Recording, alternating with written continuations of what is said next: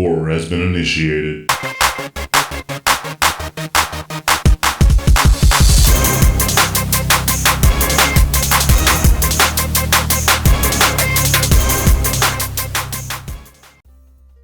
Hey y'all, Joe here. I'm going to go ahead and do a war recap today.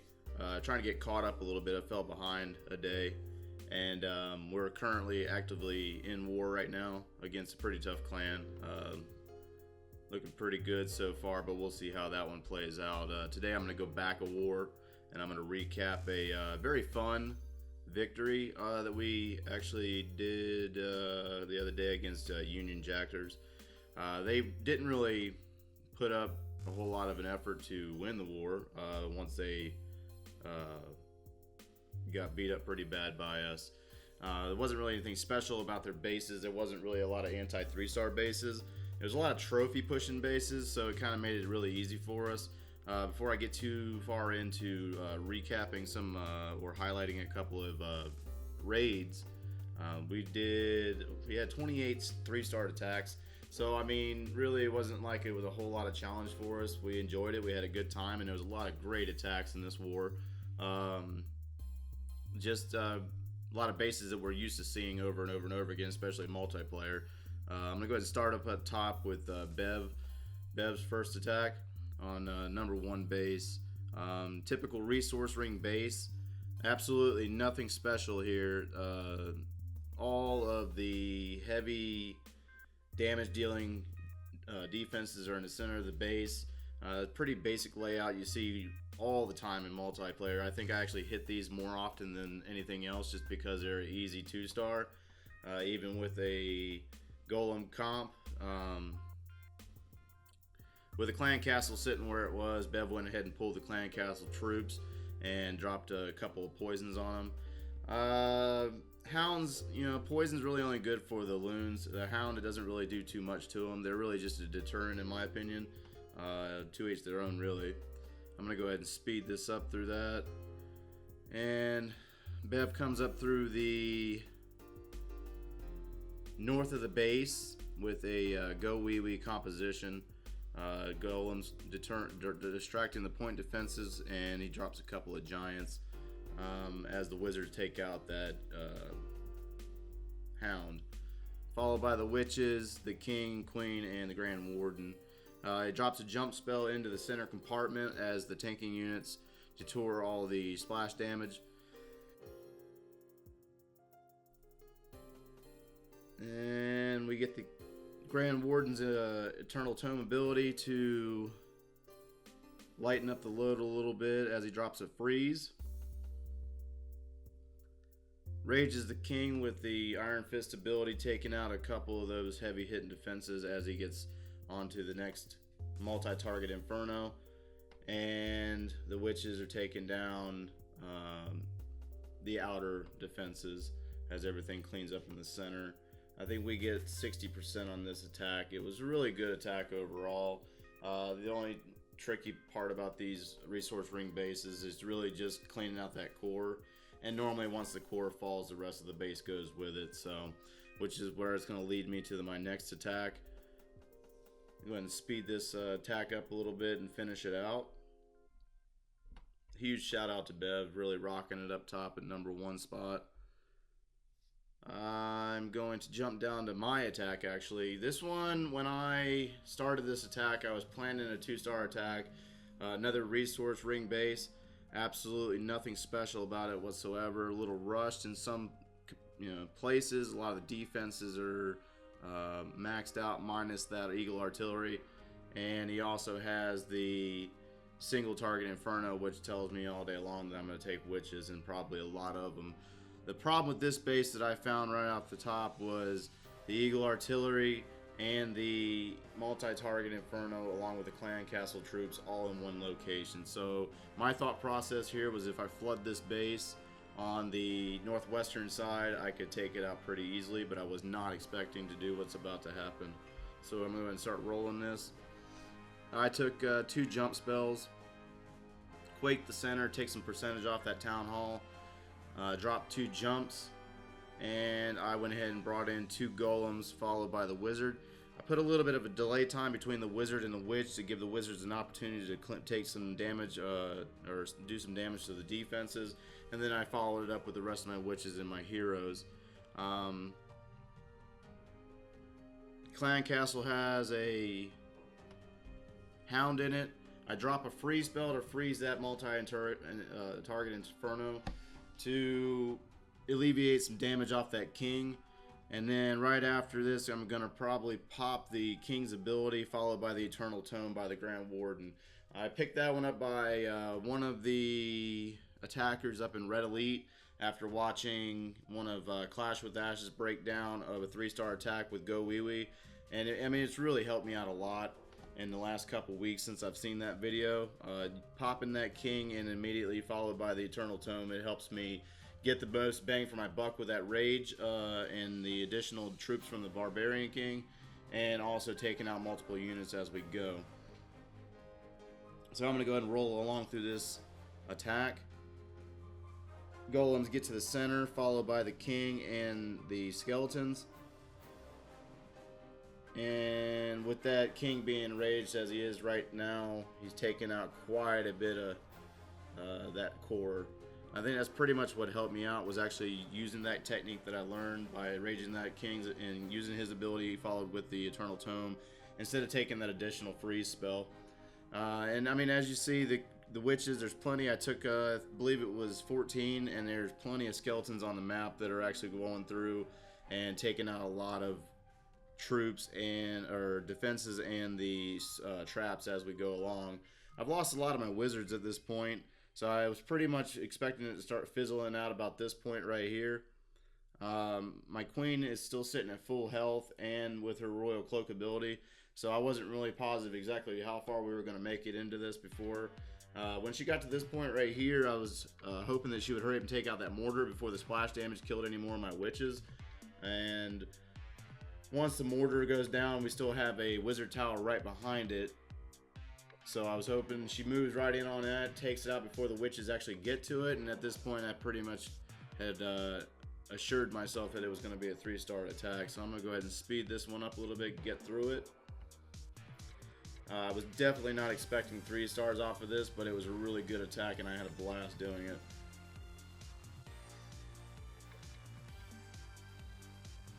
Alright, moving right along.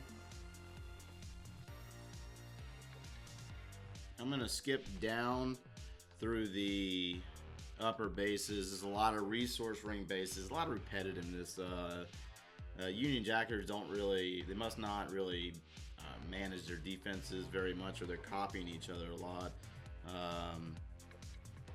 It's just something that you don't really take into a war, is the same exact base multiple times down the map.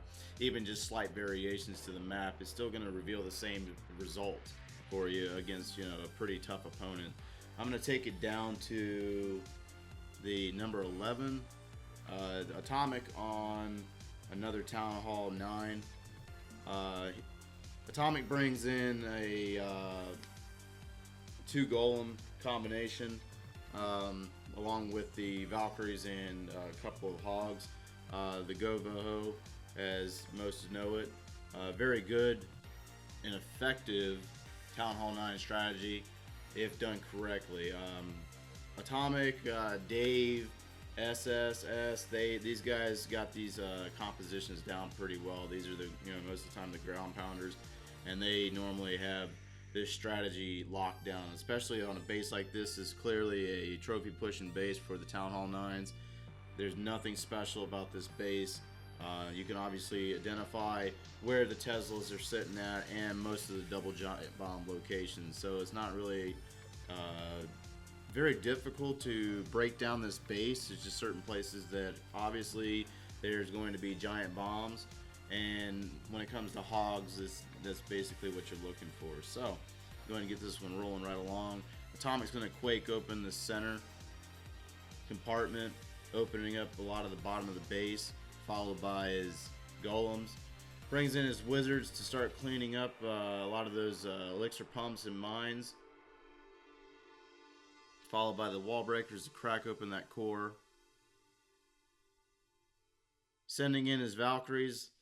Valkyries are probably way better than the P.E.K.K.A.s when it comes to pathing, but they have the same damage effect. So a lot of people are probably going with the Valkyries now instead of transitioning from the P.E.K.K.A.s. The P.E.K.K.A.s are just normally mindless and are going to go wherever you don't want them to go. The golems reveal 2 of the double giant bombs, followed by the heroes, and Atomic starts dropping in the hogs on the eastern side of the map, and they're going to start circling around to the counterclockwise motion, really taking up a lot of the upper half of that base. Very well execution on this attack, and yeah, I mean, the hogs are just going to go around and take out a lot of these upper defenses. He's going to drop his last heal spell on the western side of the map, and it's going to catch another double giant bomb location, as well as healing these hogs in the process when they come through. Very well planned attack and very clean execution by Atomic. So now we've got we got less than half of our hogs left, and they're going to go ahead and run around the outside of the map and clean up as the heroes sit there inside a wall as they normally do. I'm going to speed this one up and roll right along through this attack. Great job by Atomic, and very well executed attack.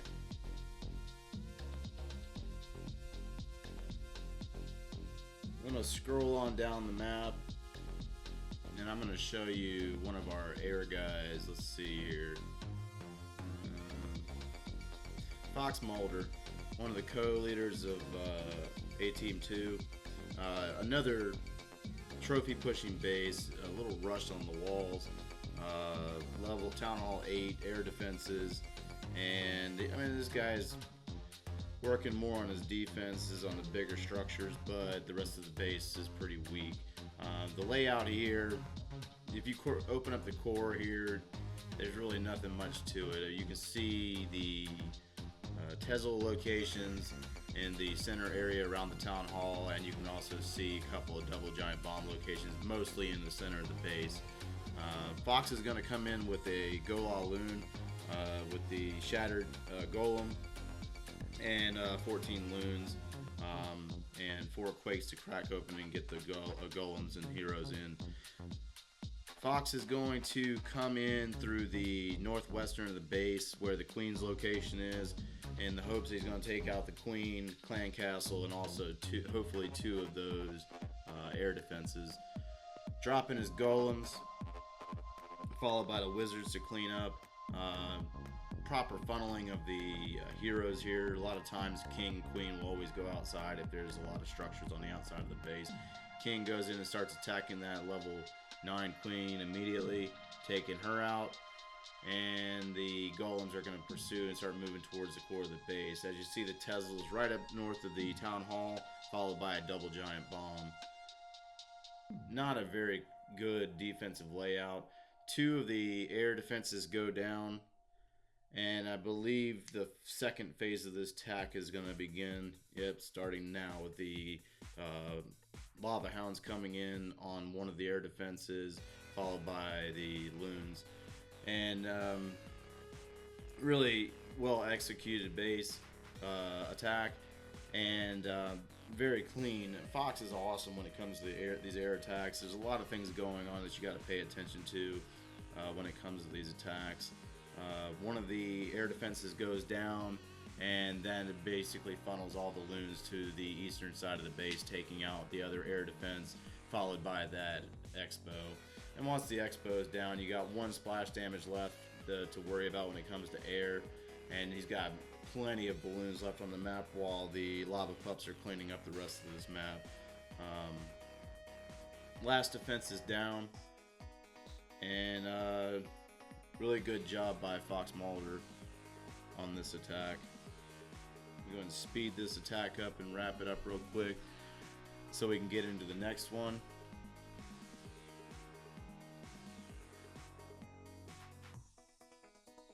Alright, I'm going to scroll down and try to find one of our 8.5s. I think we have an 8.5 that's down near the bottom that's attacking Town Hall 9s. Okay, yeah, Baby Daddy. This is a very sloppy base. I'm not even really positive exactly what it's supposed to do, other than detour on the outside of the base with all the excess up near the north. Baby Daddy's gonna draw that clan castle. A lot of the lower end Town Hall 8s, if you can draw the clan castle, then probably do so. It's probably the safest bet to pull that clan castle, see what's on the inside. In this case right here, we got a dragon with a couple of archers in there. I would say if there's a dragon in there, there's more than likely 10 archers left in there, unless it's a 25 space, which it looks like 25 space. So there's only 5 archers in there. Baby Daddy's going to go ahead and pull the clan castle troops out to the outskirt of the northern of the base, get them away from any defenses, and drop a poison on them, taking out both the archers and the dragon. I'm going to speed this up. He drops a couple of whiz to finish that off, speed up the attack, followed by the king, and then he's going to bring in a golem on the northwestern side with a jump spell. Jump spell is a little misplaced. He could have brought it in a little bit and got more into the base on that jump spell, but this is a learning curve for the newly developed Town Hall 9. It's a learning experience on where to place these jump spells and what the spacing is.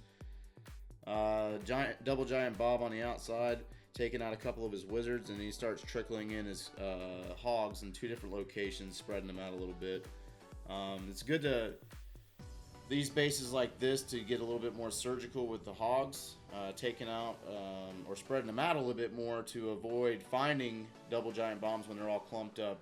If you spread them out, they're gonna end up meeting up near the center of the base. So once the hogs meet up, and they're gonna find every spring trap and double or giant bomb location they could possibly find. Great heal spell placement, taking out the last bit of the defenses on this base. Very well executed, but also a learning curve for Baby Daddy, and he's doing really well down there at the bottom, transitioning from Town Hall 8 into Town Hall 9. Hogs are going to go over and find a random place Tesla on the outside of the base, while the king rolls around the outside with a couple of wizards followed behind, cleaning up a lot of this excess mines and storages down near the bottom of the base. Hogs are going to come back in and take out the clan castle and Town Hall. All the bombs have been triggered in this base, so I don't believe they find any more. And very well executed attack by an 8.5. So the 0.5s are really nice to have in your lineup during your clan wars. It gives them an opportunity to either go up and hit Town Hall 9 if need be, or drop down and clean up Town Hall 8s, whichever you're struggling in at that point in the wars. I'm going to scroll down and see if I can find a Town Hall 8 attack. Fly Fisherman. Down here at the bottom, Mark normally runs the dragons. Ever since the addition of the spell in the clan castle, the dragons have been the new hotness down at Town Hall 8. And yes, Fly comes in with a 10 drag composition. He's going to go ahead and quake, zap quake one of those air defenses, and he almost takes out the air sweeper at the same time. It's a horribly designed base. This is another internet base. I've seen this one before. You have 2 air defenses right there on that town hall with the air sweeper facing south. They're too close. He could have probably taken out that air sweeper at the same hit if he had to come a little bit to the left with those zaps. Clan Castle's got a dragon in it. Most people put a dragon in down there at this level, and the dragons are going to spread themselves out and start taking out a lot of this base as they go along. Very well executed attack down there at the bottom. Fly does a really good job with these Town Hall 8s taking them out. go ahead and speed these dragons up. They take forever to get across the map. You got one more air defense, but there's really nothing left to it. This base is already down at this point. Dragons are going to clean up the rest of this base, and that's pretty much a wraps. Overall, this is a really fun war. We really have a lot of great communication in this clan, a lot of great strategists, and when it comes to these wars, I mean, it's no telling. Right now we're currently in a tough one, and I believe we can definitely pull it out as long as we continue to maintain communication across the clan and ensure that our attacks are used wisely. That's pretty much it for this war recap. I'm not going to cover any more or tie up any more time. If you have any more suggestions or ideas for recordings, I'm actually upgrading my equipment as I go along. Should be transitioning from PC to Apple here in the upcoming week to hopefully be able to present better material than the slight lag that I have going on here. And thanks for watching, and as always, take care.